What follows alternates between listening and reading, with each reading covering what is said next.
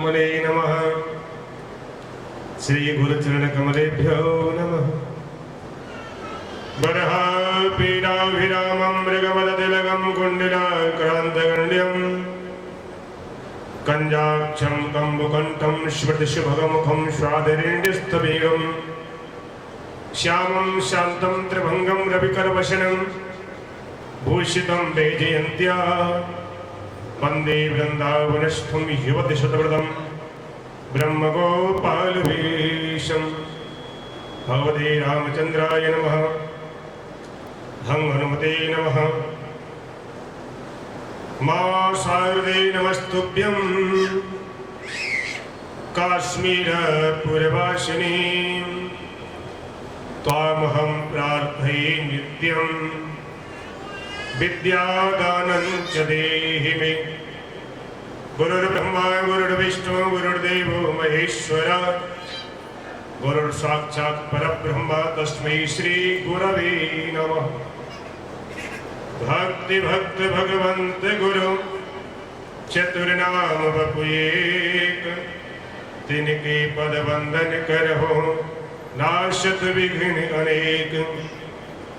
जय जय श्री राधा रमण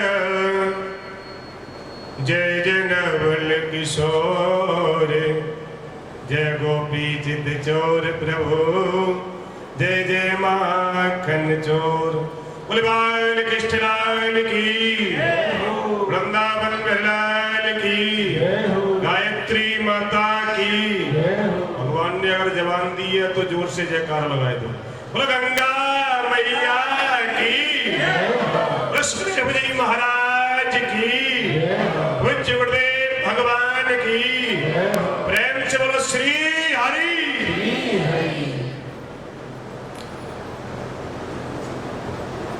परम पूज्य भागवत भगवान श्री कृष्ण स्वरूप भागवत भगवान को नमन। मंच पर विराजमान परम पूज्य गुरुदेव भगवान के चरणों में सत सत नमन करते हुए मां गंगा जी को नमन, सुखदेव जी को नमन, तीर्थ में विराजमान सभी देवी देवताओं का नमन। मंच पर विराजमान विद्युत परेण विद्वान आचार्य, संगीत के जानकार संगीतज्ञ, सब में अपने इष्ट के दर्शन करते हुए नमन करते हुए और सुख तीर्थ में हम सुदूर से चल करके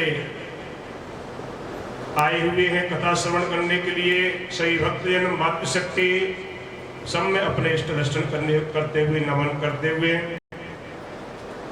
देखिए, बड़े ही सौभाग्य की ये परम पवित्र वेला है कि श्रीमद् भागवत की पवित्र और दिव्य कथा हम चल करके आए आगरा से, राजा खेरा से, धौलपुर से और जहां से भी चल करके आए हैं। सुख तीर्थ में जिस स्थान पर बैठ करके श्री परीक्षित जी महाराज ने प्रथम कथा को श्रवण किया, वहां बैठ करके कथा सुनने का सुअवसर प्राप्त हो रहा है। ये भगवान की बहुत बड़ी कृपा है। गुरुदेव भगवान की वाणी से विगत दिनों से आप कथा श्रवण कर रहे हो। अब गुरुदेव भगवान की वाणी के ऊपर मेरा प्रवचन तो उसी प्रकार समझ लेना कि जैसे हम कोई सुंदर मकान बना करके तैयार करते हैं, 2 मंजिल, 4 मंजिल, 6 मंजिल, और उस पे प्लास्टर इत्यादि कर देते हैं, रंगाई पुताई कर देते हैं, फिर क्या करते हैं कि कोई काला काला मटका लगा देता है और कोई टांग देता है जूता। अब गुरुदेव भगवान की सुंदर कथा के ऊपर मेरा प्रवचन तो उसी प्रकार है जैसे सुंदर मकान के ऊपर कोई काला मटका लगाता है और कोई जूता टांग देता है, उसी प्रकार मेरा प्रवचन है। क्योंकि आज गुरुदेव भगवान के नीचे बैठ करके लगभग 20-22 वक्ता श्रीमद् भागवत की कथाएं कह रहे हैं। 20-22 वक्ता जिनके नीचे बैठ करके श्रीमद् भागवत की कथा कह रहे हो। रघुवंश महाकाव्य में महाकवि कालिदास कहते हैं कि मंदः कवि यशः प्रार्थी गमिष्याम्युपहास्यताम् प्रांशुलभ्ये फले लोभाद् उद्बाहुरिव वामनः मंदः कवि सप्रार्थी गमिष्याम्युपहास्यताम्। मैं मंद हूं, लोग हंसेंगे। मंदः कवि सप्रार्थी गमिष्याम्युपहास्यताम्। क्यों हंसेंगे? क्योंकि आम के ऊंचे ऊंचे पेड़ों पे और ऊंचे ऊंचे फल लगे हुए हैं। कोई बौना व्यक्ति उद्बाहुरिव वामनः, कोई ठगना व्यक्ति, कोई बौना व्यक्ति उन ऊंचे फलों को तोड़ना चाहता है तो कूदता है, फिर नीचे गिर पड़ता है, फिर कूदता है, फिर नीचे गिरता है, फिर कूदता है, फिर नीचे गिरता है। तो लोग हंसते हैं, देखो बौना भी फल तोड़ना चाहता है। तो सज्जनों, मैं तो इस समय केवल कोशिश कर रहा हूं और कोशिश में हंसी का पात्र बन जाऊं तो परम पूज्य गुरुदेव भगवान की वाणी चल रही है और सज्जनों हंसी का पात्र भी बन सकता हूं। प्रेम से बोलो श्री हरि। जोर से बोल दो, क्योंकि भगवान का नाम है और भगवान के नाम से जीव पवित्र होती है। अभी कथा श्रवण कर रहे थे तो सज्जनों, अभी नलकुंवर ने क्या वरदान मांगा? वाणी गुणानुकथने श्रवणौ कथायाम। वाणी से आपके नाम का कीर्तन होता है। वाणी कब पवित्र होगी? जब भगवान के नाम को सच्ची श्रद्धा से लेगी, सच्ची श्रद्धा से, तो वाणी पवित्र हो जाएगी। इसलिए प्रेम से बोलो श्री हरि। तीर्थ क्षेत्र में आए हम, भगवान का नाम जपो, सच्ची श्रद्धा से कथा को श्रवण करो, गंगा स्नान करो, खूब देवी देवताओं का दर्शन करो। सोने से कोई लाभ प्राप्त नहीं हो सकता है। लाभ तभी है जब परमात्मा की कथा प्राप्त हो जाए। और नहीं तो सज्जनों, तीर्थ में आके भी लोग सोते रहते हैं। क्यों? क्योंकि तुलसी पिछले पाप सो हरि चर्चा न सुहाय। या सोवे या लड़ मरे या उठ घर को जा। पहले पाप ऐसे होते हैं कि भगवान की कथा अच्छी नहीं लगती। कोई कहता है आनंद आ रहा है चलो, तो सो ही जाते हैं। वहां तो चले आए चलो सिर्फ तीर्थ में, लेकिन सो रहे हैं। या सोवे या लड़ मरा, या बगल वाले से बात कर रही है, लड़ रही है, और या उठ घर को जाए। अरे वैसे ही है, चलो सब। सज्जनों, कथा में तभी पहुंचोगे जब भगवान की बहुत बड़ी कृपा होगी। देखो, परीक्षित के रूप में विराज रहे मुद्गल परिवार के द्वारा कथा है, और पहले भी कथा हुई थी। उस समय भी मैं गया था, तो 2.5 महीने के बाद तुरंत दूसरी कथा। ये भी बहुत बड़ी भगवान की कृपा है। ईश्वर की कृपा से ही मनुष्य धार्मिक कार्य में पैर रखता है। तुलसीदास ने रामचरितमानस में लिखा है, वामदेहि एहि मार्ग सोई अति हरि कृपा जाई पर हुई। इस धार्मिक कार्य में वही व्यक्ति पैर रखता है। कौन? अति हरि कृपा। केवल कृपा से काम नहीं चलेगा।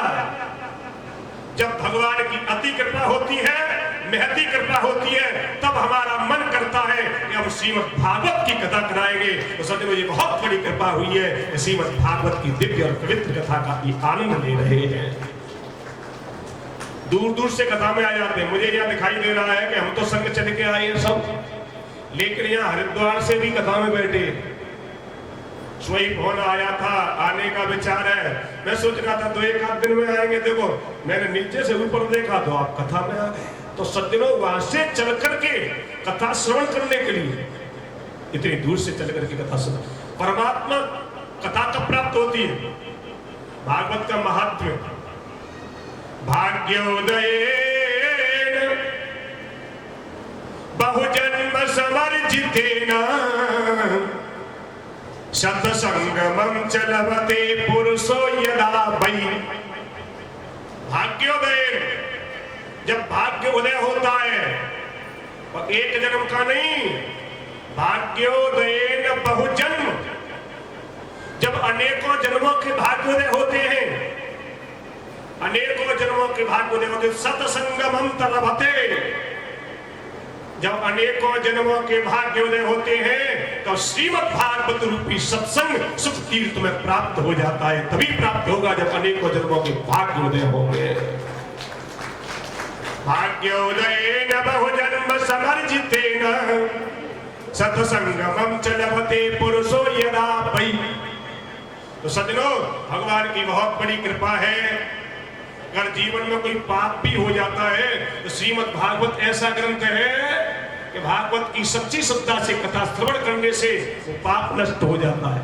भागवत के महात्म्य में आता है क्या, ये मानवा पाप कृतस्तु सर्वदा सदा दुराचार रता विमार्गगा और क्रोधाग्नि दग्धा कुटिलाश्च कामिनः सप्ताह यज्ञेन कलौ पुनन्ति ते।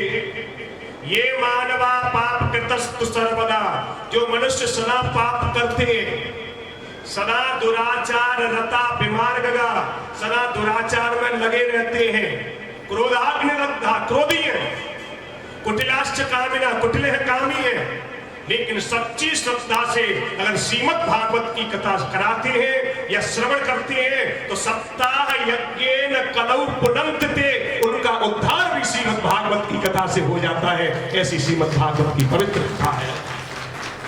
ये कोई साधारण ग्रंथ नहीं है। श्रीमद् भागवत महापुराण ऐसा ग्रंथ है, एकम भागवतम शास्त्रम मुक्तिदानेन गर्जति।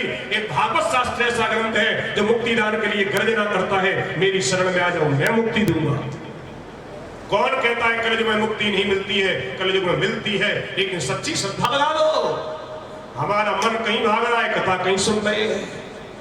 लागी सुने श्रवण मन लाई, आदि होते सब कथा सुनाई। सीता जी ने कथा सुनी तो लागी सुने श्रवण मन, कान भी लगा दिया और मन भी लगा दिया। कान कहीं है, मन कहीं है, आनंद आ नहीं सकता। कथा का पूरा आनंद तभी प्राप्त होगा जब कान जहाँ है, मन वहां लग जाएगा। सज्जनों, कथा का पूरा आनंद आएगा और मुक्ति को कोई रोक नहीं सकता, मुक्ति होकर के रहेगी। ऐसा श्रीमद् भागवत महापुराण है। श्रीमद् भागवत महापुराण मुक्ति का बहुत बड़ा साधन है। ये परमहंसों की संहिता है।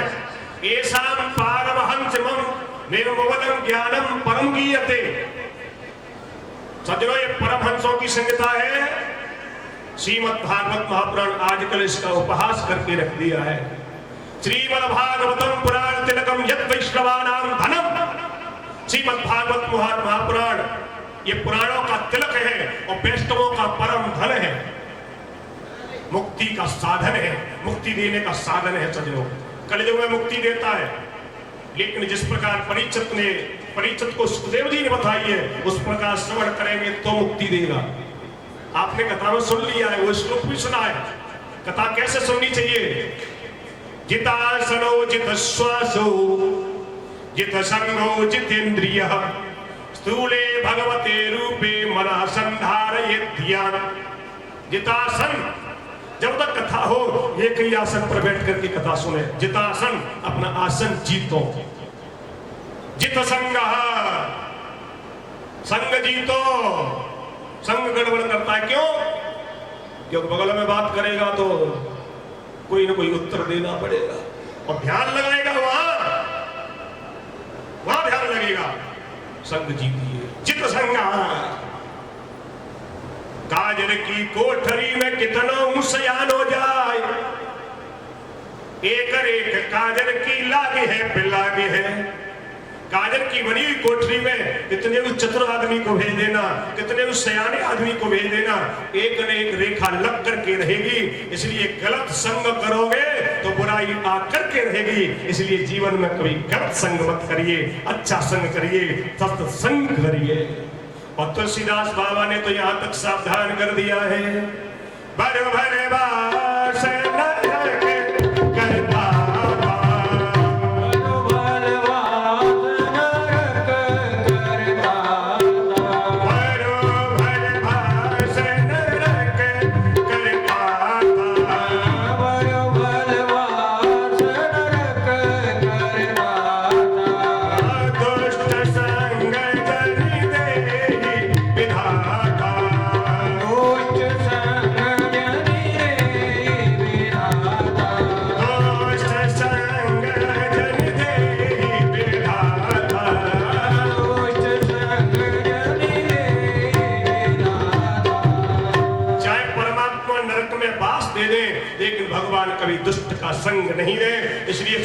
दुस्संग मत करिए, करना है तो सत्संग करो, और सत्संग परमात्मा की कृपा से प्राप्त होता है। जित संग, उसके बाद जितेंद्रिय, अपनी इंद्रियों को जीतो।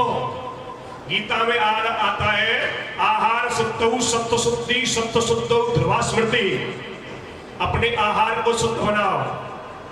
परम पूज्य गुरुदेव भगवान बताते हैं आहार शुद्ध करना केवल भोजन शुद्ध करना नहीं है, अपनी प्रत्येक इंद्री का आहार शुद्ध करना ही आहार शुद्धि है। आंखों का आहार है देखना, आंखों से भागवत भगवान का दर्शन करो। एक एक पन्ना का जो दर्शन हो रहा है ना, ये पन्ना उठाए गए सज्जनों, भागवत में साक्षात भगवान है। भगवान में और भागवत में कोई अंतर नहीं है। तेनेयम वाङ्मयी मूर्ति प्रत्यक्षा वर्तते हरि, भगवान की वाङ्मयी प्रतिमूर्ति है। तिरोदाय प्रविष्टोयम श्रीमद् भागवतानवम, साक्षात परमात्मा विराज रही है श्रीमद् भागवत में। एक एक पन्ने का जो दर्शन हो रहा है, अपने नेत्र पवित्र हो जाएंगे। आंखों से भागवत भगवान का दर्शन करो, संतों का दर्शन करो सज्जनों, और सुखदेव जी का दर्शन करो, गंगा मैया का दर्शन करो, आंख पवित्र हो जाएंगी। गलत दृष्टि मत डालो। और सज्जनों, जिन नेत्रों से संतों का दर्शन भगवान का दर्शन नहीं होता, वो नेत्र कैसे होते हैं? भागवत में ही आता है, बरहायते ते नयने नराणाम लिंगान विष्टोंडनिरीक्षतो ये। जिन नेत्रों से संतों का दर्शन भगवान का दर्शन नहीं होता, वो नेत्र मोर के पंख के समान होता है। नैन संत दर्श नहीं देखा, लोचन मोर पंख सम देखा। नैन संत दर्श नहीं देखा, लोचन मोर पंख सम देखा। नयन संत दर्श नहीं देखा, लोचन मोर पंख सम देखा। नैन संत दर्श नहीं देखा, लोचन मोर पंख सम देखा। जिन नेत्रों से संतों का दर्शन भगवान का दर्शन नहीं होता है, वो नेत्र मोर के पंख के समान होता है। अपनी प्रत्येक इंद्री भगवान के काम में लगा लो। जितेंद्रिय, सदैव उसके बाद सच्ची श्रद्धा से कथा को श्रवण करिए, मुक्ति को कोई रोक नहीं सकता है। इसलिए अपना पूरा इंद्रियों को परमात्मा की तरफ लगा लो, भगवान की तरफ लगाइए, ईश्वर की तरफ लगाइए। आजकल कहो ना कि भगवान की तरफ मन लगाओ, भगवान की तरफ मन लगाने से कल्याण होता है। आजकल मनुष्य कहते हैं कि भगवान कहाँ रहता है, क्या करता है भगवान, कैसा होता है भगवान। एक प्रसंग श्रवण कराता हूं आपको। एक राजा था, राजा, ये राजा नास्तिक है। राजा भगवान को नहीं मानता, ईश्वर को नहीं मानता है। और राजा के पास एक पंडित जी आते हैं, और पंडित जी कहते हैं राजन, भगवान के भजन से ही मनुष्य का कल्याण होता है, भगवान का भजन किया करो। राजा ने कहा पंडित जी आप बार बार कहते हो भगवान का भजन करो, भगवान का भजन करो, भगवान का भजन करो, ये बताओ भगवान कहाँ रहता है, कैसा होता है भगवान, भगवान क्या करता है। और पंडित जी को इन तीनों प्रश्नों का उत्तर नहीं आता। राजा ने कहा पंडित जी कल सूर्यास्त तक आपने अगर मेरे इन तीनों प्रश्नों का उत्तर नहीं दिया तो तुम्हारा सिर धड़ पे नहीं रहेगा। अब पंडित जी अपने घर में गए और टूटी हुई चारपाई में लेटे और अपने मन में सोच रहे कल मरना है, कल मरना है, कल मरना है। उसी समय एक पंडित जी का छोटा सा बालक आ गया। बालक ने कहा पिताजी आपको कोई परेशानी है? नहीं बेटा कोई परेशानी नहीं। अरे आप सोच रही हो, आपके चेहरे पे मुझे चिंता की लकीरें दिखाई दे रही हैं। नहीं बेटा कोई परेशानी नहीं, तुम जाओ। बालक हट पड़ गया। बालक ने कहा पिताजी आज तो आपको बताना पड़ेगा, आपको कोई ना कोई परेशानी अवश्य है। कहते बाल हट, त्रिया हट, राज हट। बता दिया बेटा मैं राजा के पास जाता हूं। राजा नास्तिक है। मैंने राजा से कहा कि भगवान का भजन किया करो, ईश्वर का चिंतन किया करो, ईश्वर के चिंतन से ही मनुष्य का कल्याण होता है। राजा ने मुझसे 3 प्रश्न किए हैं। ये बताओ भगवान कहाँ रहता है, भगवान कैसा होता है, भगवान क्या करता है। और इन तीनों प्रश्नों का उत्तर मुझे नहीं आता। बालक ने कहा यही प्रश्न है, हाँ तो कल मुझे ले चलना।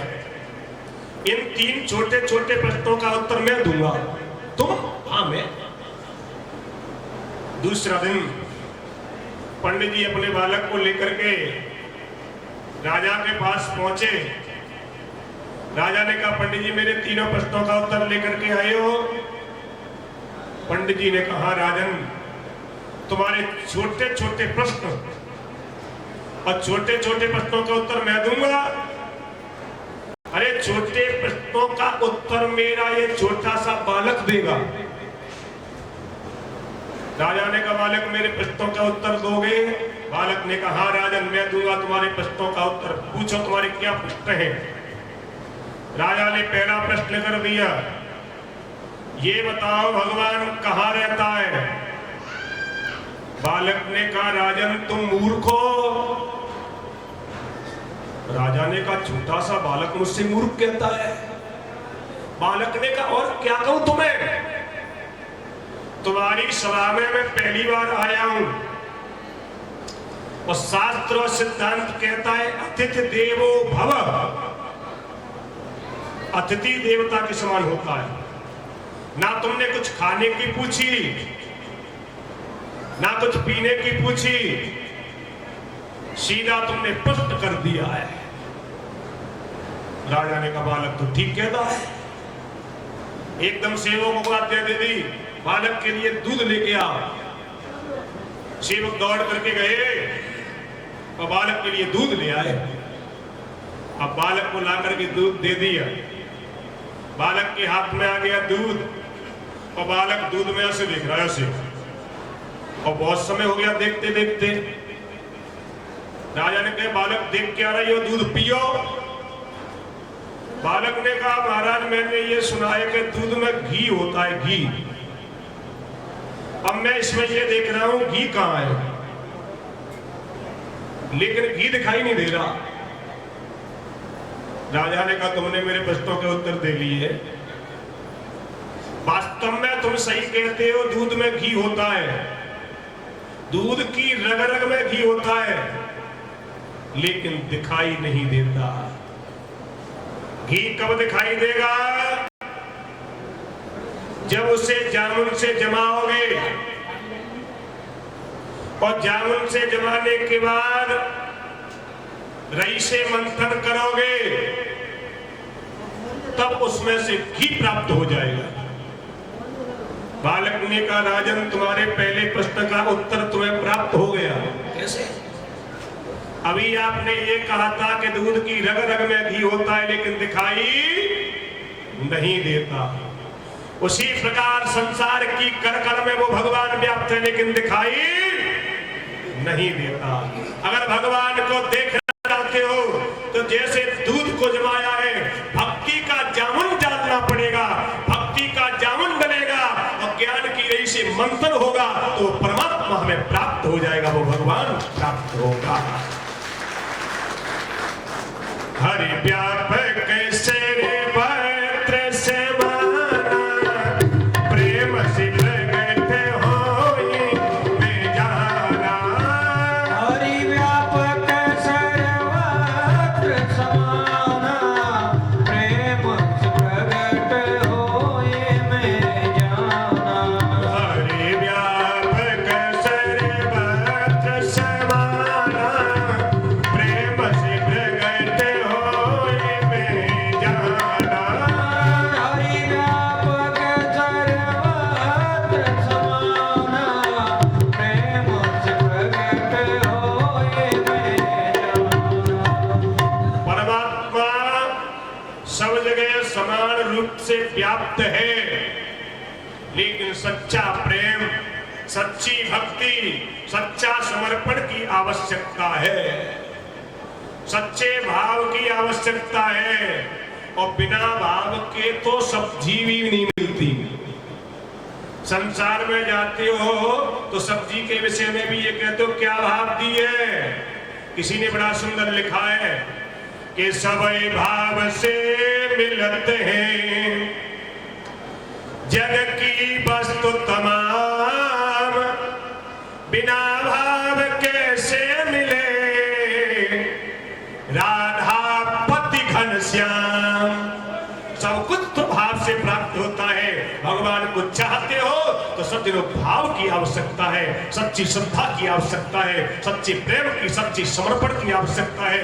कौन कहता है कलयुग में नहीं मिलता? वो तुलसीदास को मिला, सूरदास को मिला, मीराबाई को मिला, संत तुकाराम को मिला। सच्ची समर्पण, सच्चे भाव की आवश्यकता है। राजा ने कहा चलो मेरे पहले प्रश्न का उत्तर दे दिया, दूसरे प्रश्न का उत्तर दो, ये बताओ भगवान कैसा होता है। बालक ने कहा राजन मक्खन कैसा होता है? मक्खन निर्मल होता है। अभी माखन चोरी की कथा नहीं सुनी? भगवान भी निर्मल है और निर्मल को ही प्राप्त हो जाता है। मन निकाल दो, क्या है मल?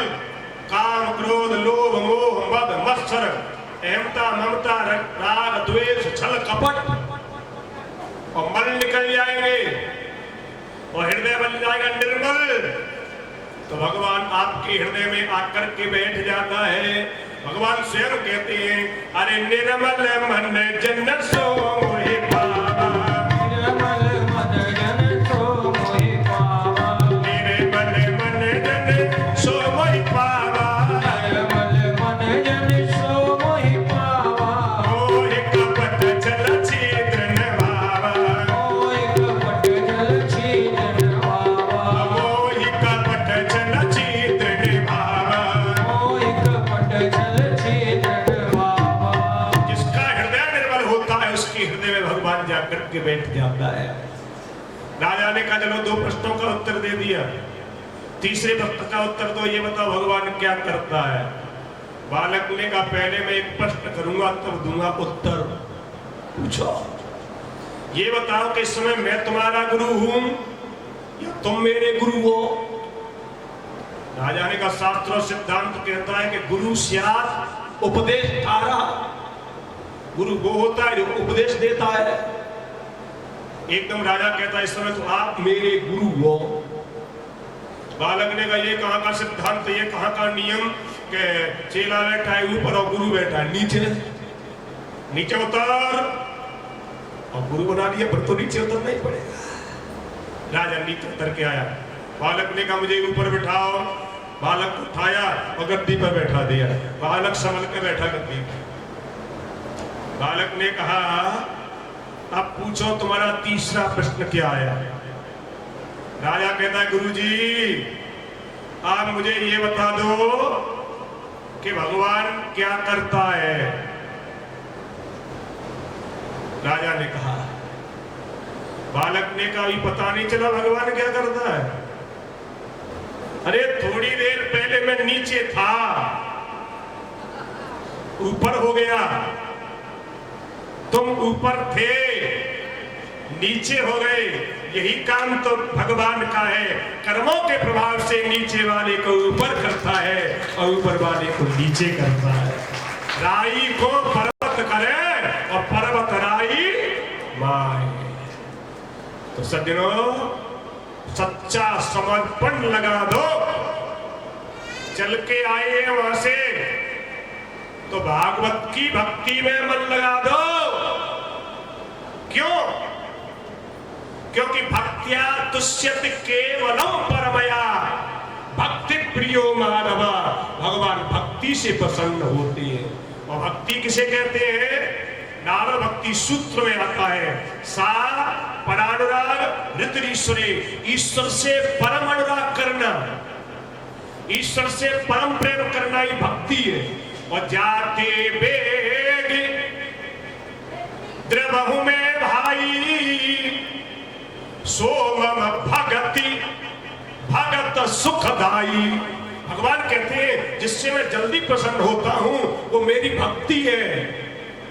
भक्ति में मन लगा लो। भक्ति तभी मिलेगी जब सुनोगे क्या?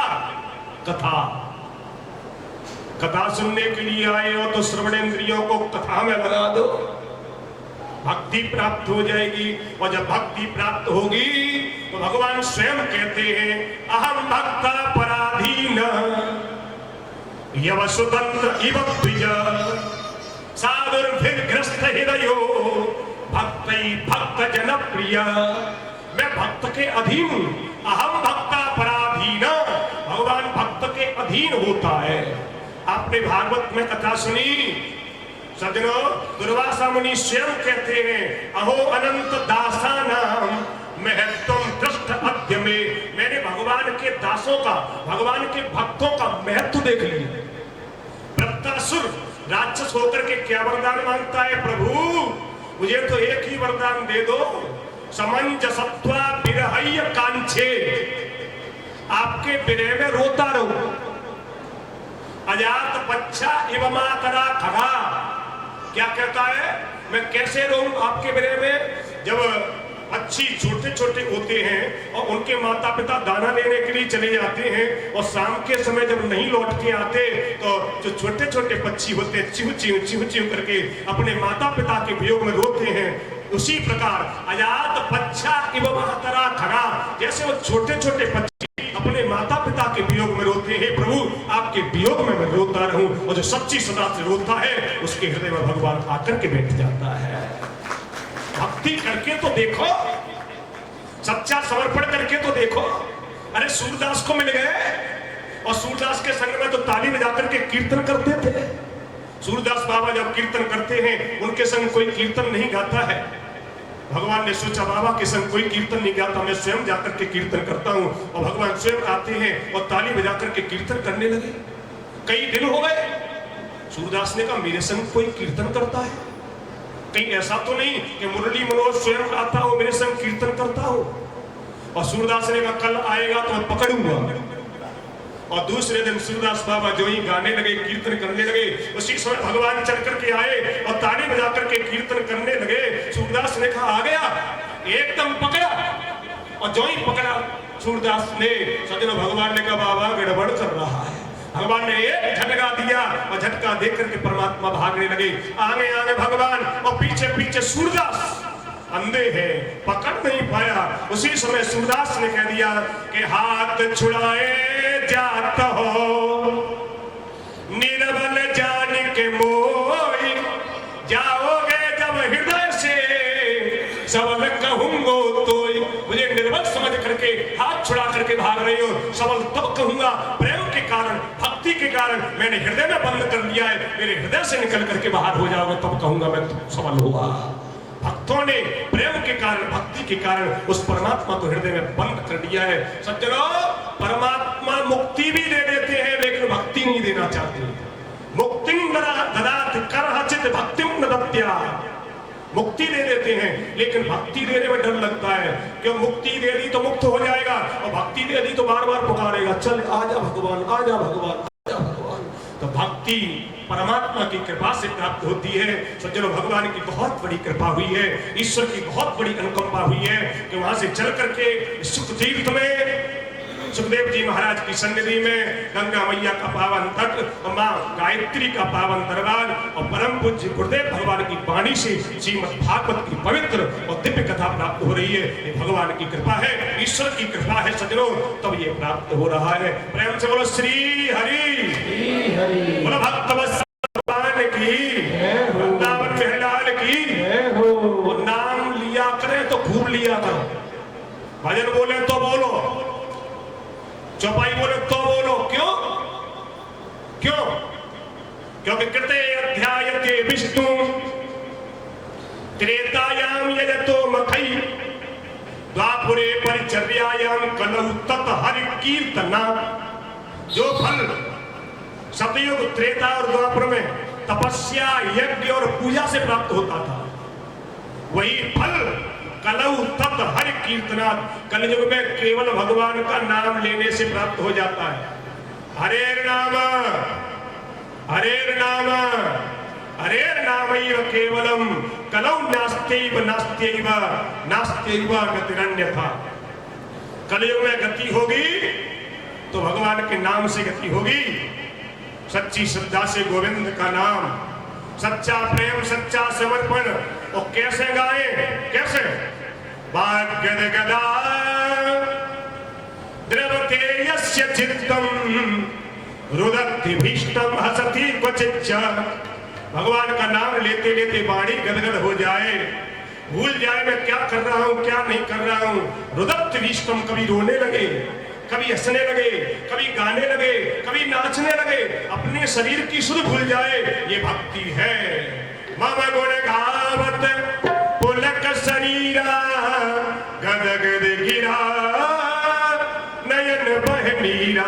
भगवान का कीर्तन करते करते वाणी गदगद हो जाए, चित्र द्रवीभूत हो जाए, कभी रोता है, कभी हंसता है, कभी गाता है। सज्जनों, ये भक्ति होगी। मयि अनन्य भावेन भक्तिं कुर्वन्ति ये दृढ़ाम। मेरी अनन्य भाव से जो भक्ति करता है वो मुझे प्राप्त हो जाता है। सज्जनों, सच्चा प्रेम, सच्चा समर्पण, सच्ची भक्ति भागवत ग्रंथ में बताता है। ये कोई साधारण ग्रंथ नहीं है, मुक्ति देने का साधन है। सच्ची श्रद्धा इसमें लगा दो। आजकल श्लोक पद कथाएं, आजकल कहाँ, आजकल तो जो नचले नचाले वही कथावाचक माना जाता है। तो सज्जनों, परम पूज्य गुरुदेव भगवान की वाणी से आप कथा श्रवण कर रहे हो और एक एक पन्ना और ठिके कथा है रही है। और गुरुदेव की ऐसी आज्ञा रहती है ज्यादातर कि कम से कम 50 श्लोकों की व्याख्या प्रतिदिन करें। ऐसे वक्ता को कथा कहनी चाहिए। कम से कम 50 अध्याय का प्रतिदिन भागवत का पाठ होना चाहिए। 50 अध्याय का पाठ और कम से कम 50 श्लोकों की व्याख्या हो तो गुरुदेव भगवान की आज्ञा रहती है। हम तो ये सोचते हैं ज्यादा हो जाए, कम नहीं होना चाहिए।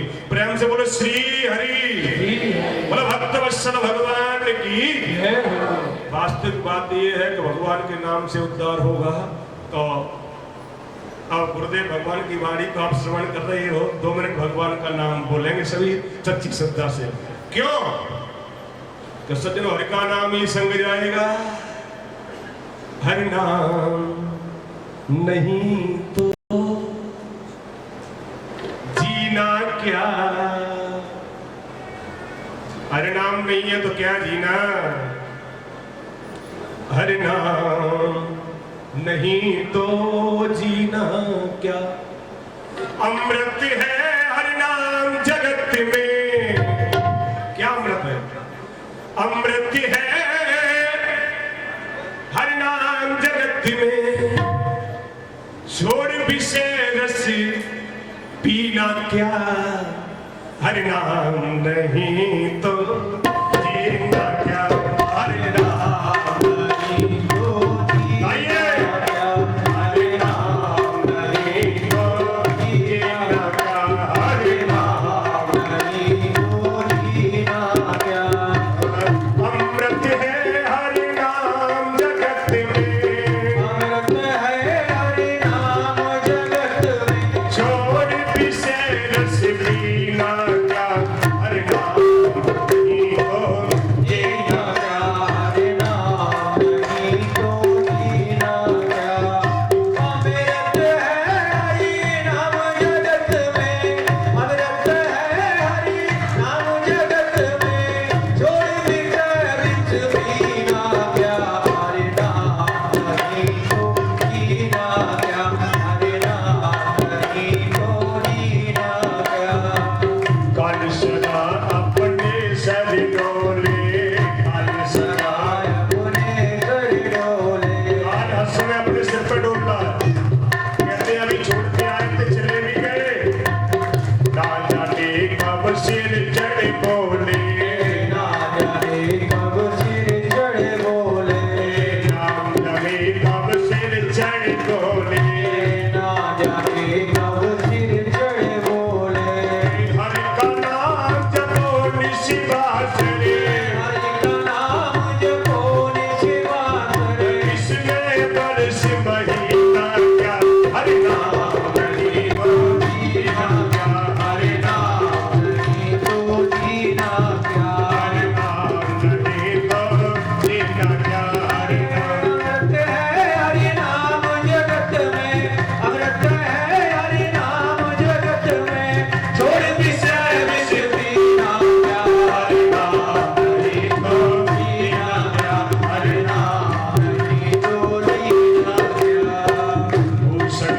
सब अंग सजावे भूषण से सब अंग सजावे भूषण से सब अंग सजावे भूषण से सब अंग सजावे रसना पे हरि नाम न आवे रसना पे हरि नाम न आवे आभूषणों से अंगों को सजाए गए लेकिन रसना पे जीप पे भगवान का नाम नहीं आ रहा रसना पे हरि नाम न आवे रसना पे हरि नाम न आवे रसना पे हरि नाम न आवे रसना पे हरि नाम न आवे देह पड़ी रह जाए यहाँ पर देह पड़ी रह जाए यहाँ पे देह पड़ी रह जाए यहाँ पे देह पड़ी रह जाए यहाँ पे उठने और नहीं का क्या हरे नाम नहीं तो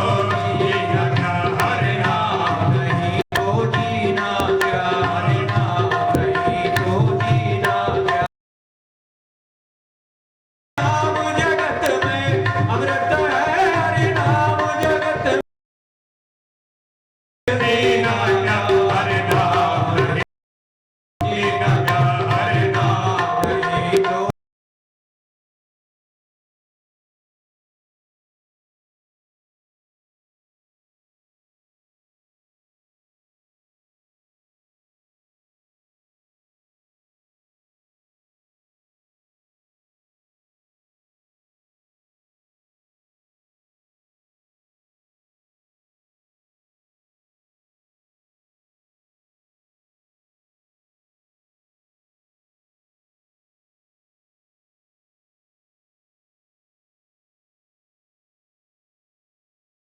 आवे अंत में हरे नाम न आवे अंत समय हरि नाम न आवे काशी और मदीना क्या हरे नाम नहीं तो जीना क्या हरे नाम नहीं तो जीना क्या अमृत है हरि नाम नाम जगत में अमृत है हरि नाम जगत में छोड़ विषय विष पीना क्या हरे नाम नहीं तो हरे नाम नहीं तो हरे नाम नहीं तो हरे नाम नहीं केवल भगवान का नाम संग जाएगा कुछ संग जाने वाला नहीं है जितने भी वाक्य बोले हैं ना मैंने इन वाक्यों में गलत वाक्य निकल गया हो